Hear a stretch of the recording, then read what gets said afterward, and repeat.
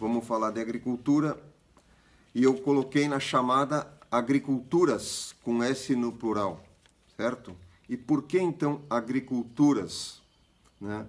Porque as diversidades agrícolas, primeiro entendendo a etimologia da palavra, a agricultura vem de cultura agrícola, ou seja, cultura agrícola é que um povo tem uma cultura, uma forma, um padrão, um ritmo ligado aos ritmos da natureza, ligados ao solo, ao ambiente, ao tipo de clima, etc. Então, a partir dessa leitura, a partir dessa convivência com esse ambiente, ele cria uma forma de produzir o seu alimento. Então, a agricultura vem de cultura agrícola, certo? Então, qual é a cultura agrícola dos povos? Se a gente for pensar na Nova Guiné, fazem 14 mil anos que produzem um sistema de agrofloresta, né? Imagine que os espanhóis, quando chegaram, descobriram que no interior da ilha havia pessoas, 400 anos depois, descobriram que no interior da ilha tinham pessoas produzindo alimento a partir de um sistema que hoje a gente reconhece como agrofloresta, 14 mil anos atrás. Então, as diversidades de agricultura, se você vai, nós tivemos na Tunísia, por exemplo, eu vou para uma área de deserto, eu vou encontrar um outro tipo de agricultura, certo? Se eu vou ir para um lugar alagado, eu tenho um outro tipo de agricultura. Então, as agriculturas, a gente enfatizou isso porque existe tantas formas de produzir alimento, assim como existe uma diversidade de povos, certo? Porque cada povo na sua região, vou repetir, vai fazer uma leitura desse lugar, vai interpretar esse lugar e ele sobrevive a partir dessa leitura, né? Na outra live a gente falou dos padrões da natureza, né? Que as pessoas, as comunidades leem esses padrões e sobrevivem a partir desses padrões. Então, a sobrevivência tem uma relação direta com uma boa leitura do ambiente em que você está, porque senão você pode ser comido por uma onça, ou você pode ser comer uma planta que é venenosa, etc, etc. Então, os nossos ancestrais, lá atrás, durante milênios, foram processando essas informações aos poucos, né, e foram chegando a formas de produção de alimento, né? Ou seja, esse é o primeiro ofício do homem, a agricultura. A agricultura, esse é o nosso primeiro ofício.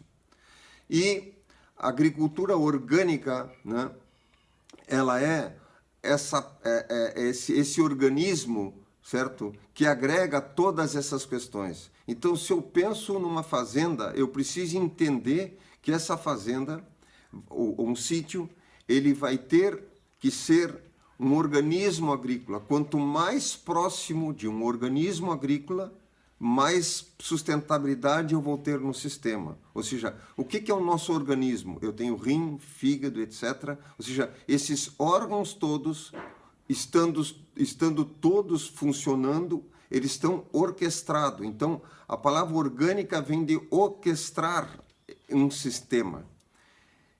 Então, eu não tenho como melhorar a palavra agricultura agrícola. Eu posso falar de agricultura biodinâmica, ela é uma agricultura orgânica, a biodinâmica, certo? A agricultura regenerativa, ela é uma agricultura orgânica.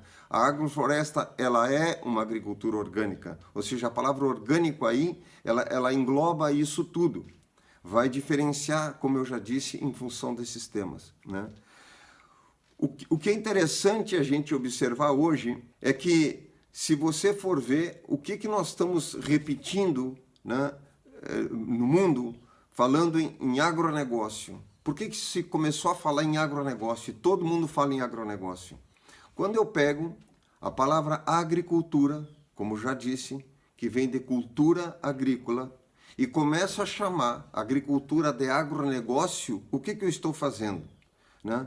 A palavra tem força, por isso que a gente faz um mantra, repete um mantra, porque aquilo tem uma energia daquele mantra. Eu faço uma oração, repito uma oração, porque a energia dessa oração tem uma força naquilo que eu estou fazendo. Né? Bota um nome de uma pessoa, aquele nome tem uma força com relação a alguma coisa. Então, quando eu digo agricultura, eu estou falando que existe uma cultura agrícola. É importante isso. A etimologia das palavras são importante.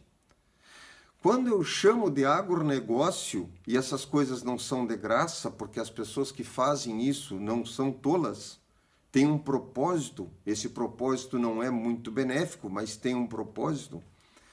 Quando eu chamo de agronegócio, eu estou tirando a palavra cultura e colocando a palavra negócio. Qual a intenção disso? A intenção é que essas instituições privadas querem que todos os agricultores, todos os que trabalham com agricultura, façam um modelo de agricultura que atenda não ao solo, não ao clima, não a esse agricultor, mas ao seu negócio, ao negócio da empresa que vende os produtos. Então é como se fosse uma apropriação de um sistema industrial do sistema agrícola. Eu gostaria que as pessoas realmente refletissem sobre isso, né? Porque às vezes a gente vai indo tem uma palavra de roldão, né? Vai levando com a barriga, né? Vamos dizer assim, as coisas, né? E não reflete sobre as coisas. E você vê que em todas as instâncias está se falando isso, né? A mídia, o jornalista, o âncora, o político, né? Todo mundo fala isso, todo mundo fala agronegócio. Falar agronegócio é como se fosse mais moderno do que eu falar agricultura, certo? Né? É que nem agora, em vez de falar agrotóxico, que é o nome legal do produto, eu boto defensivo. Né? Então parece que a pessoa é mais elitizada quando bota um nome desse. Não, mas o nome é agrotóxico. Então, quando eu estou falando em agronegócio, eu não estou sendo mais educado. Na verdade, para mim, na minha forma de ver, existe um aspecto de ignorância intencional aí de fazer isso, que é a apropriação dessas grandes indústrias sobre o modelo econômico da produção agrícola. O ideal seria que o modelo agrícola atendesse ao solo do lugar onde ele está. Na outra live eu dei um exemplo, vou repetir aqui. Eu tive a oportunidade de fazer uma visita em alguns agricultores da Suíça e fui ver o plano agrícola da Suíça. Ou seja, um país de primeiro mundo, talvez o país mais rico do mundo. Você não encontra erosão no solo, certo? E você tem um plano agrícola que atende a 5 tipos de planta por ano para o agricultor plantar. E para eu poder conseguir um recurso do governo, eu preciso apresentar para o governo um plano de agricultura durante 5 anos para a propriedade. 5 anos. Por quê? Porque eles querem, o governo, quer a garantia de que você vai conseguir pegar sua fazenda e fazer com que o solo da fazenda se mantenha, ou seja, que haja sustentação do seu solo. Então, o país tem uma preocupação com o solo.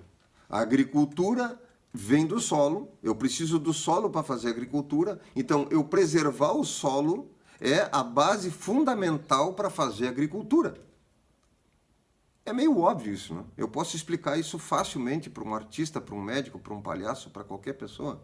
Qualquer pessoa que tiver um pouco de bom senso vai ver que isso aí tem fundamento. Qual é o plano agrícola do Brasil? O sujeito vai no banco, pega um recurso, daqui a 6 meses ele paga. Esse é o plano agrícola. Ou seja, nenhum. Não tem plano agrícola.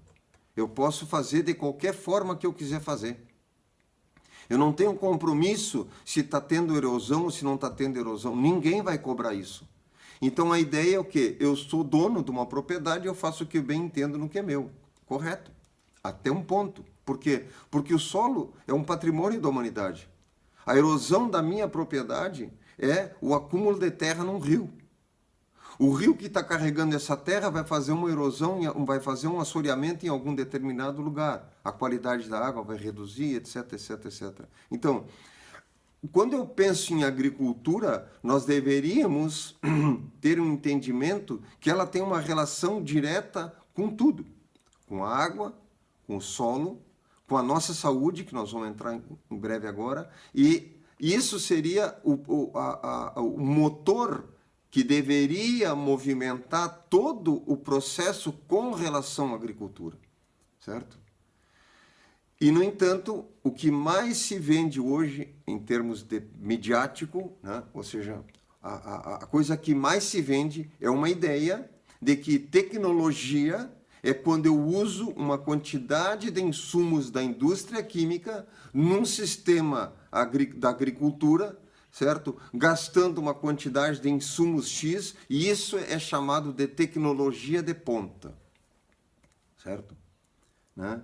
Então, por exemplo, se tu pegar um índio amazônico e ele pega uma zarabatana aí de 4 metros de comprimento, bota um dardo dentro e acerta um macaco a 30 metros de altura, que tu vai enxergar um macaco com um palmo de comprimento, pelo menos, né? Isso não é considerado tecnologia, né?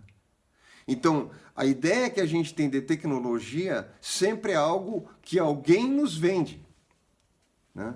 Os nossos avós tinham uma série de tecnologias de sobrevivência, os nossos antepassados, idem. Quando se fala em clone, por exemplo, hoje todo o sistema do agronegócio está em cima da transgenia. Quando se fala em clone, a ideia que nos passa que clone é algo que é feito dentro do laboratório, certo? Precisa de um especialista na área para montar um clone. E clone a gente vem fazendo há milhares de anos. Se eu pegar um galho de uma árvore que pega de galho e cravar no chão e esse galho brotar, eu fiz um clone daquela árvore. Esse galho é filho daquela árvore. Isso é um clone.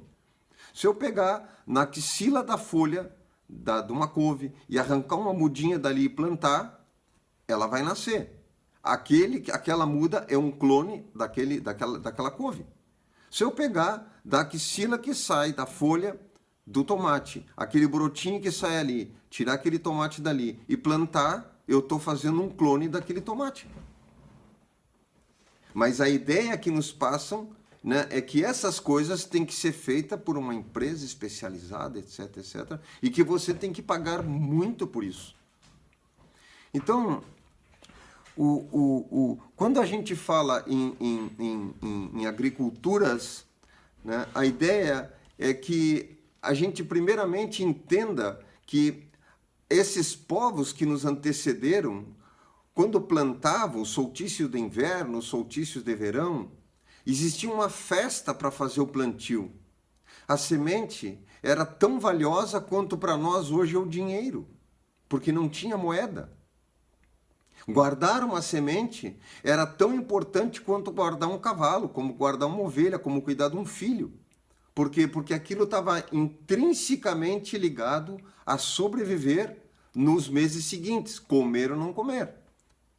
Quando nós atacamos lá na Idade Média os povos, o que se fazia? Atacava os vilarejos, queimavam as lavouras e roubavam as sementes.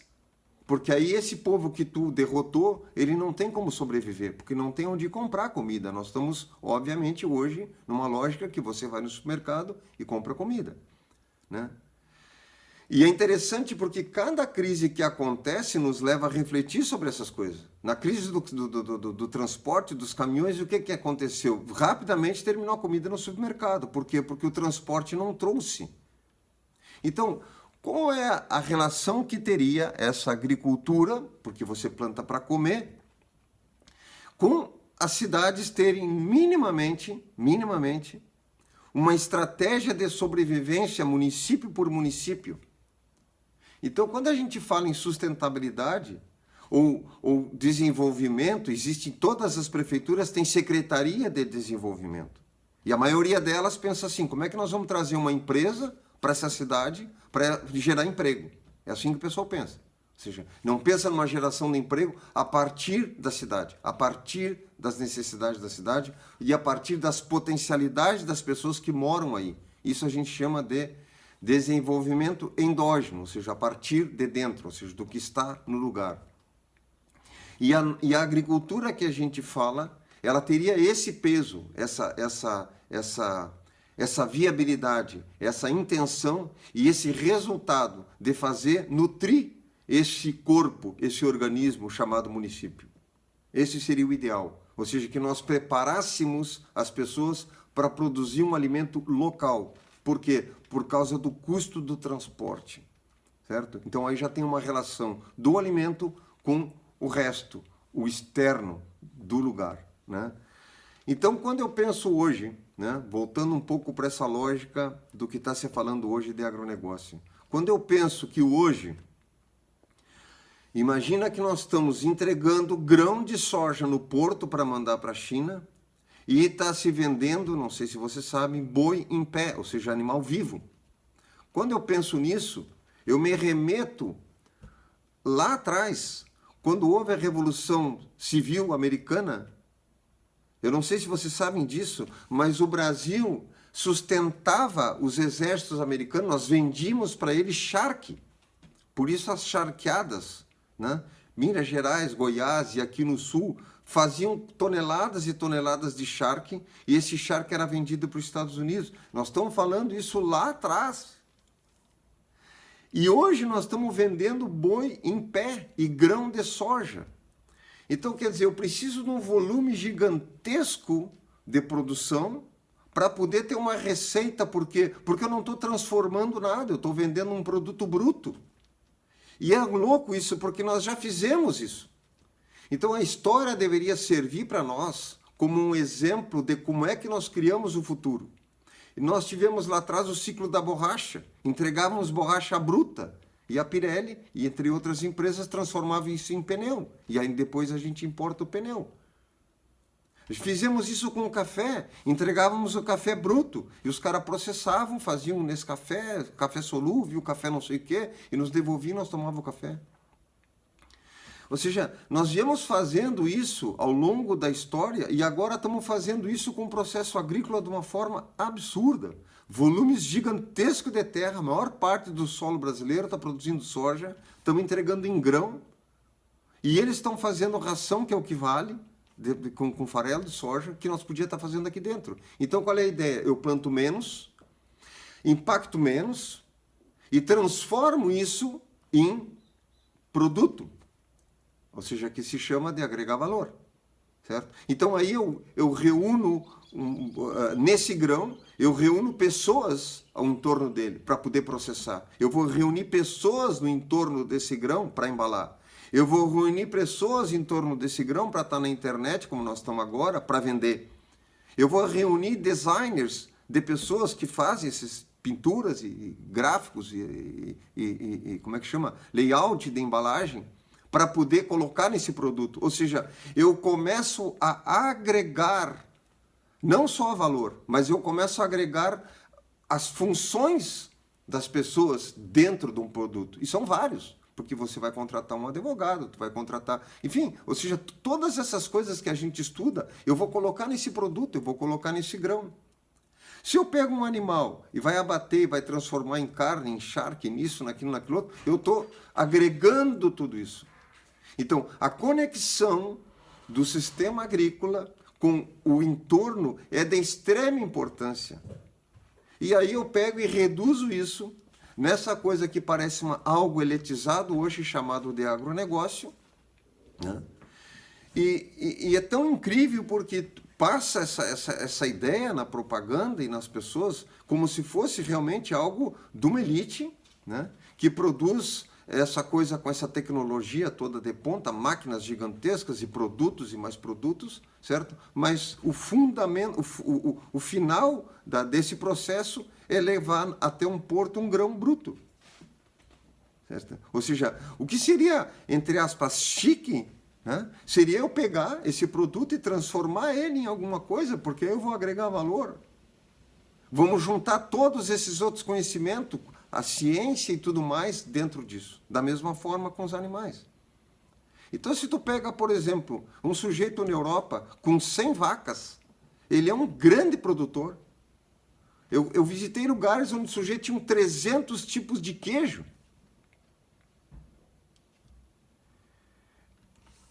E se tu for no supermercado brasileiro, tu vai encontrar quantos tipos? Nós estamos entregando leite bruto, para grandes corporações internacionais se instalarem dentro do Brasil e transformar isso em iogurte, em queijo, etc, etc, etc. Então, assim, os caminhos que nós temos ainda para percorrer nesse âmbito é muito longo, né?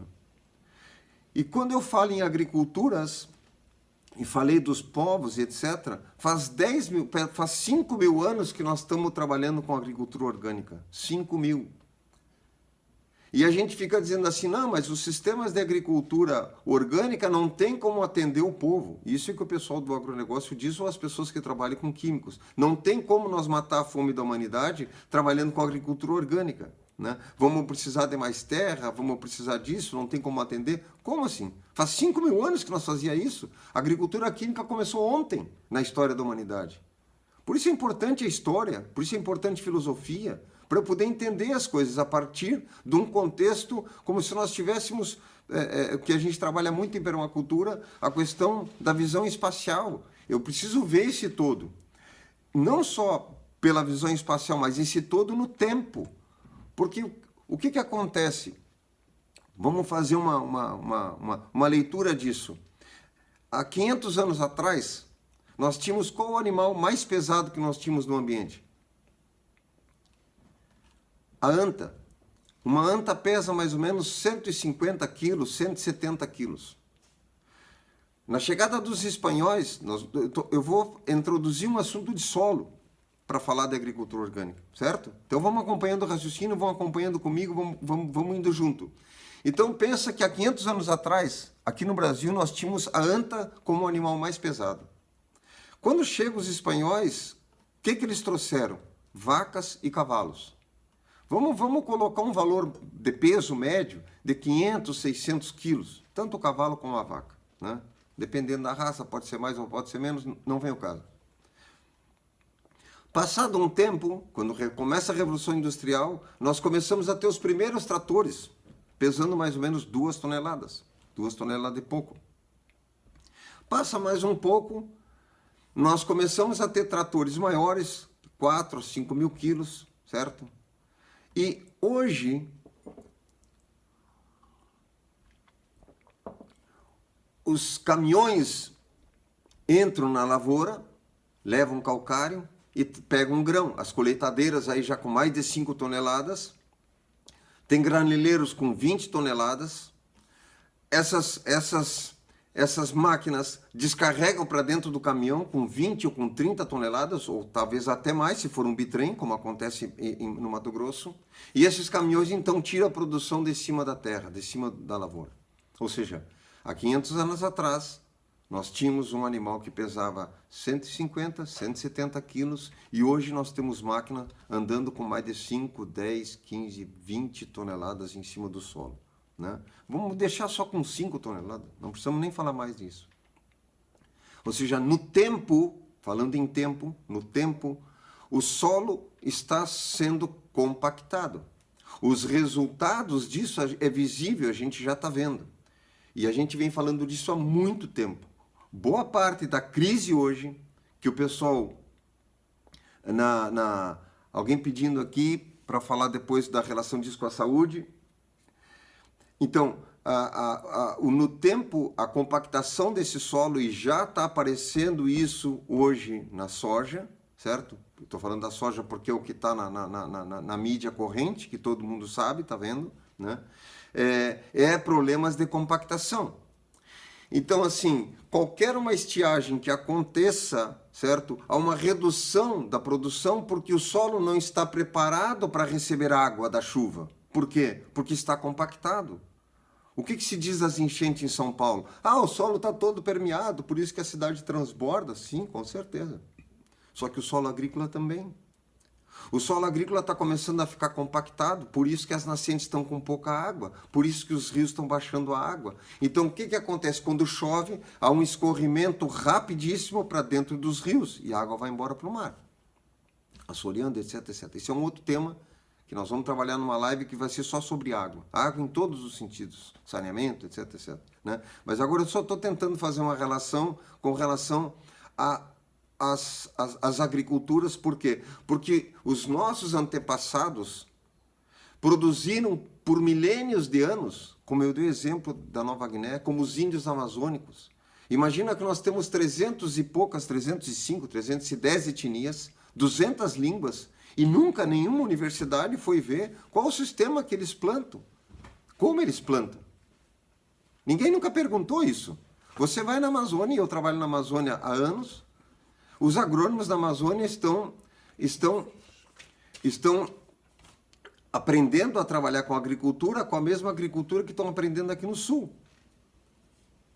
Ou seja, quando a gente começa a trabalhar essa visão do agronegócio, eu tenho uma linha de pensamento onde eu vou estar. Quando a gente pensa nesse sistema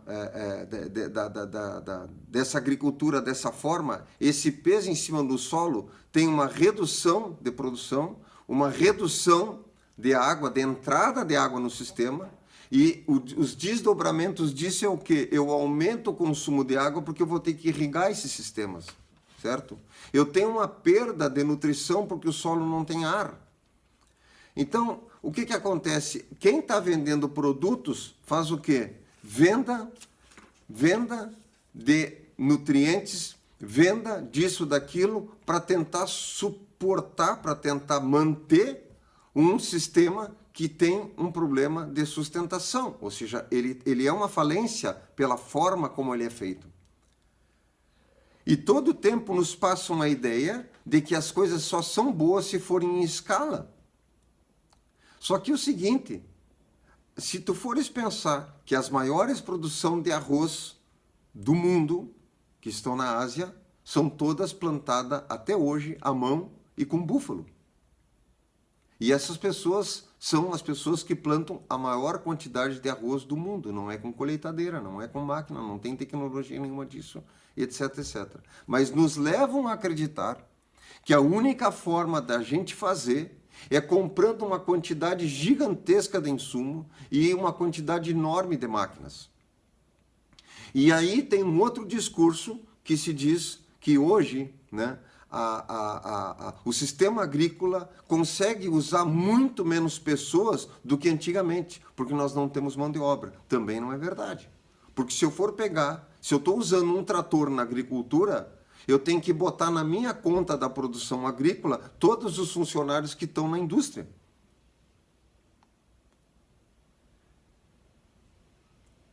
Ou seja, os funcionários que estão na indústria do pneu, na indústria do motor, na indústria da tinta, do trator, todos esses funcionários estão dentro da conta agrícola. Por isso que eu falei que era uma apropriação do sistema industrial para o sistema da agricultura. Ou seja, se eu não faço uma leitura dessa forma, eu estou fazendo uma leitura restrita demais. E aí a gente embarca nessa de começar a pensar que a forma de fazer agricultura é esse modelo chamado agronegócio. Então, as diversidades de produção agrícola, as diversidades de produção que a gente tem é gigantesca relacionada ao tipo de ambiente onde eu estou. Se eu estou aqui no litoral sul do Rio Grande do Sul, que é banhado, tu vai ver a maior área de produção de arroz do Brasil, alagado, dentro do banhado. Se nós formos para o deserto, você vai encontrar um outro tipo de agricultura. Se nós formos para a floresta, você vai ver sistemas agroflorestais, né, gigantesco, integrado com animais, com tudo, de onde tu vai tirar tudo, os índios tiram tudo dali. E as pessoas que trabalham com floresta, ou seja, não só a fruta, não só um legume, mas tudo, a madeira para um barco, a madeira para um arco e flecha, um remédio, etc, etc. Né? Então, isso parece que é uma coisa menor, ou seja, algo que tem menos informação. Como eu disse, da ideia da tecnologia de ponta. Toda a nossa visão que a gente entende por tecnologia de ponta é como se fosse algo desenvolvido dentro de um sistema industrial. Alguém que consegue perceber, né, alguma coisa no ambiente, parece que isso não tem valor, ou seja, não é uma visão de tecnologia. Né? Então, quando eu penso em solo, produção de alimento e saúde, onde é que está a saúde nisso? Se eu estou tirando o alimento, certo? De um solo pobre, que alimento é esse? Eu não posso do nada, não posso tirar nada. Eu não posso comer feijão e queimar caviar. Ou seja, né? Eu vou queimar, minha energia vai ser feijão. Então, se o solo é pobre, eu não posso tirar uma planta rica daí. Então, a primeira coisa que a gente acha como soberania nacional, que nós temos falado muito hoje em soberania nacional, né? A movimentação do exército para isso, para aquilo, aquilo outro, ou seja, qual seria, na minha forma de ver, se eu fosse montar um plano para um país, seria a preservação do solo como uma base de soberania nacional. Por quê? Porque se nós perdemos o solo, nós vamos perder tudo. Porque ninguém se instala no deserto de graça. Ninguém vai para lá, né, para tentar montar alguma coisa dessa. Não tem porquê se você tem um solo bom. E o que está acontecendo é que nós estamos perdendo toneladas de solo por ano por uma agricultura equivocada. E estamos jogando a maior parte dos recursos do país, nós estamos jogando no chamado agronegócio. Então, tu imagina uma pessoa com 10, 15, 20 mil hectares, pega milhões num banco para produzir alimento, que é soja, para ser exportada como grão. E aí eu tenho uma área gigantesca onde eu emprego pouquíssimas pessoas. Lembra que eu falei um pouquinho antes? Se eu tenho um grão que eu transformo, certo? Eu agrego o cara da embalagem, a pessoa da máquina, o cara que etc, etc, etc. Ou seja, eu preciso fazer isso. Por uma questão social, por uma questão ambiental, por uma questão econômica. Ou seja, o que acontece, geralmente os economistas, na sua maioria, não colocam os valores reais das coisas, o que a gente chama de externalidades, ou seja, a gente não está colocando os custos reais. Se nós fôssemos colocar os custos reais de uma produção química com agrotóxico, nós teríamos que fazer a conta dos leitos dos hospitais, teriam que estar dentro dessa conta. Porque nós não estamos doentes, nós estamos envenenados. A população está envenenada. Existem várias formas de você ficar de demonstrar envenenamento. A ansiedade é uma forma de envenenamento. Os inseticidas provocam isso. Ataques cardíacos, os inseticidas provocam. Né? Agora estamos com uma série de crianças com problemas por causa do glifosato. Ou seja, então, eu teria que colocar essa conta junto nesse sistema. Senão, fica uma coisa muito assim, não, eu planto tanto, tiro tantos sacos por hectare e isso aí é o meu retorno. Não, ou seja, eu tenho que entender todos os desdobramentos que está relacionado a isso. Por isso que a gente defende a agricultura orgânica. Por quê?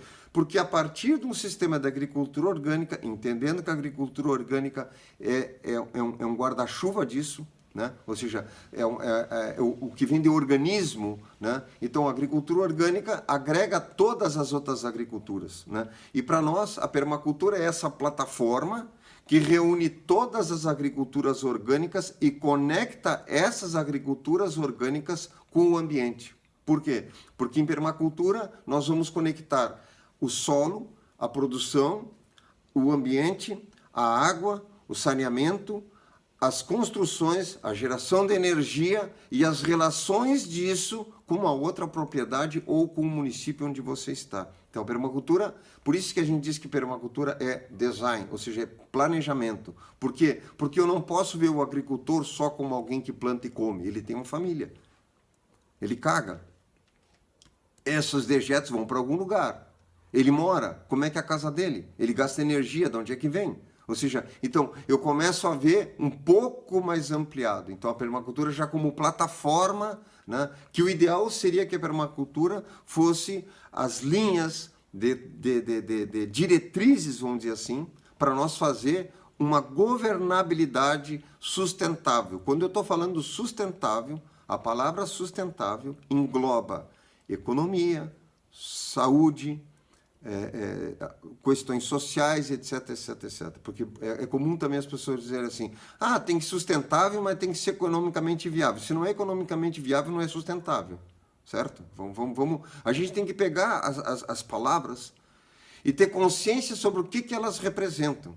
Outro dia eu falei numa palestra, por exemplo, um sujeito na rádio falando que um piadista era um consagrado piadista, ou seja, a palavra consagrado é alguém que está com o sagrado, com o que é sagrado. Um bispo é um consagrado, um padre é um consagrado, um piadista não é um consagrado. Eu não posso gastar as palavras. Nós estamos desgastando as palavras. Eu estou usando a palavra sustentabilidade para qualquer coisa. Ou seja, as indústrias que vendem agrotóxicos estão falando de sustentabilidade, né? Os bancos falam em sustentabilidade. Então, vamos tentar pegar, preservar isso, né? Porque a gente se preserva também, né? Então, quando eu tenho, voltando ao solo, como eu tenho um solo contaminado, compactado, que absorve pouca água, o resultado é que eu tenho plantas que eu estou comendo que não me nutrem. E se eu estou comendo algo que não me nutre, eu preciso, o meu organismo, embora eu não saiba, porque eu não consigo olhar um pé de alface e dizer se ela é nutritiva ou não. Ou seja, no meu olho, se alguém conseguir fazer isso, me avisa que eu vou botar no Guinness. A gente não consegue fazer isso, né? Então, eu posso sentir o paladar de algo, que é comum. As pessoas dizem, eu comi um tomate e não tinha gosto de nada. Comi uma cenoura, não tinha gosto de nada. O que é não ter gosto? Vamos pegar por aí, né? Então, quando eu pego e faço uma análise, que a gente chama de análise bromatológica, faço uma análise de uma planta orgânica e de uma planta química, tem dados que mostram que, por exemplo, um feijão teria 1.900 ppm, partes por milhão, por exemplo, de ferro, certo? Por isso que a gente, quando é criança, a mãe tem que comer feijão para ter ferro, etc, etc. Boa parte da humanidade está anêmica. Então, quando eu pego um feijão produzido quimicamente, ele tem mais ou menos 10 partes de ferro por milhão. 10 ppm. 10. E quando eu como um produto orgânico, ele tem 1.900. Ou seja, tem uma tabela enorme disso, né? Sobre essas coisas. Nos cursos a gente trata isso com detalhes, isso aqui é uma live, obviamente, né? Então, o que acontece? Eu, quando estou comendo um produto orgânico, eu mais do que me alimento, além de todas as redes, das relações entre as pessoas que estão produzindo, eu estou realmente me nutrindo. Então, quando eu como um produto que não tem gosto, é porque eu não sinto o quê? O cálcio, o molibdênio, o cobalto, o cobre. Ou seja, o cobre tem uma relação direta com o câncer, por exemplo. A taxa de câncer aumentou e está aumentando porque a baixa quantidade de cobre nos alimentos nos leva à predestinação de ter de câncer. Existem vários estudos sobre isso. Então, assim, não tem magnésio e não tem cálcio. E aí tu tem problemas de osteoporose, que é uma coisa que está bem comum também. E por aí se segue. Então, quando eu penso num plano agrícola para uma nação, eu deveria, como um gestor público, uma pessoa, um cidadão, aí, presidente, sei lá quem, né, entender todas essas relações, né, e essas pessoas que estão produzindo orgânico teriam que ter um apoio incomparável com o resto da agricultura, e o que não acontece. Por quê? Porque nós estamos tratando de saúde.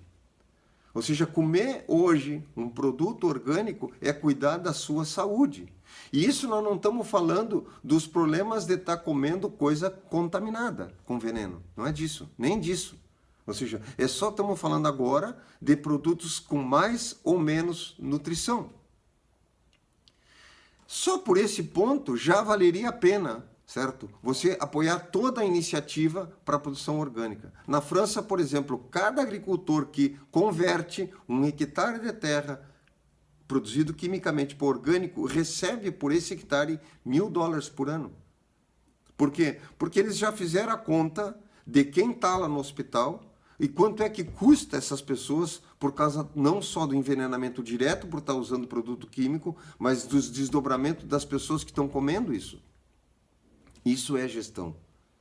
Então, a questão da gestão, das gestões relacionadas com as questões ambientais, ainda falta um caminho gigante para os economistas fazer. para os nossos gestores fazer. Porque isso é de extrema importância.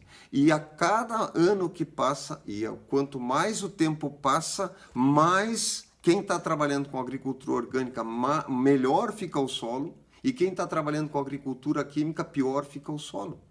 Porque no momento que eu ponho veneno todo ano, eu estou perdendo a vida. Tem um exemplo que eu gosto de dar, que é o seguinte. Você consegue passar alguns dias sem comer fazendo um jejum.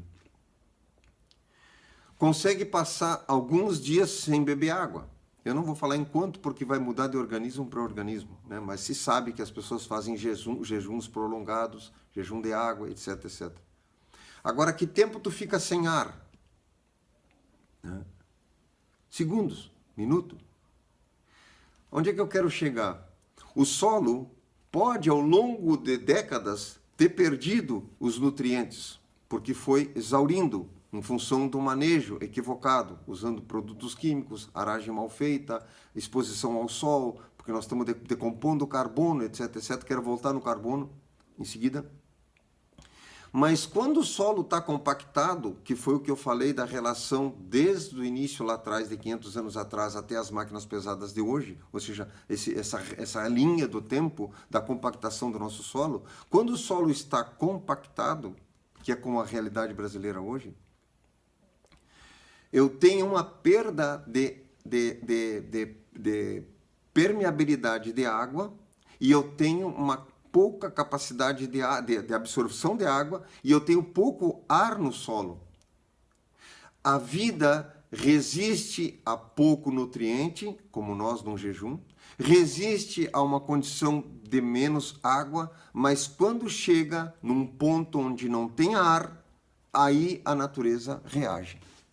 Então, quando você vê no horizonte campos cheios de cupim, não é um que outro, uma quantidade grande de cupim que chame a sua atenção, isso é o que a gente chama de indicador biológico, ou seja, a vida está indicando, a vida está falando contigo, porque a natureza fala conosco, as árvores falam, o rio fala, tudo fala da linguagem deles.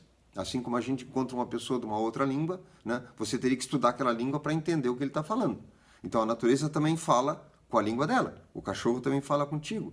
Dependendo da forma como ele está coando, ele está querendo alguma coisa. Quem tem cachorro sabe. Então, quando eu vejo um campo cheio de cupim, a natureza está tentando me dizer que chegou, por favor, para de mexer, que sai de cima de mim. O solo não aguenta mais.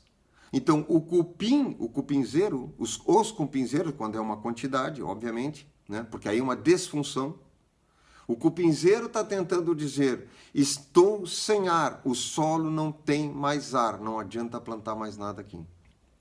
Vou contar uma história para vocês. Há um tempo atrás, um fazendeiro entrou em contato comigo que queria uma consultoria para uma área. Eu, na época, estava viajando, não podia, eu digo, olha, que eu posso lhe ajudar, me mande umas fotos do lugar.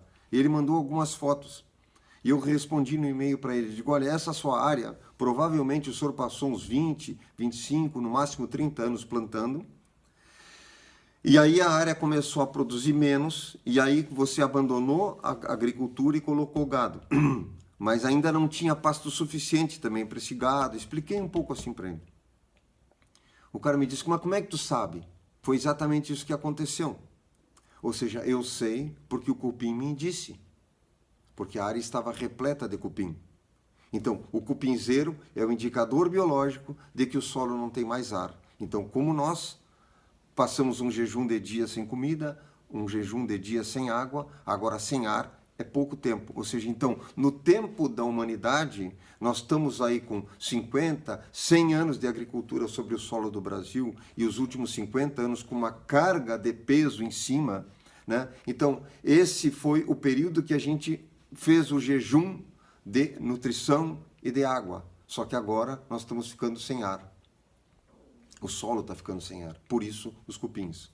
Entre outras plantas que se apresentam. Eu estou falando do cupim porque talvez muitas pessoas que não são da área conseguem fazer essa leitura de longe, até de carro, passando num lugar. Tem outras plantas que indicam isso, né? Então, assim...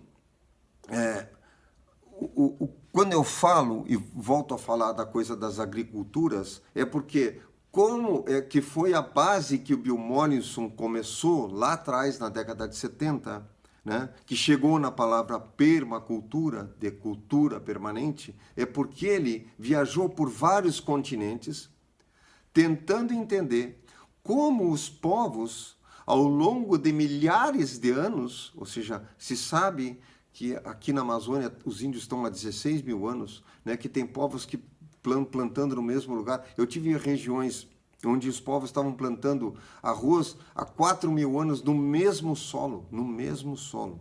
Se tu disser isso para um agricultor hoje aqui, que trabalha com agricultura química, ele não acredita nisso.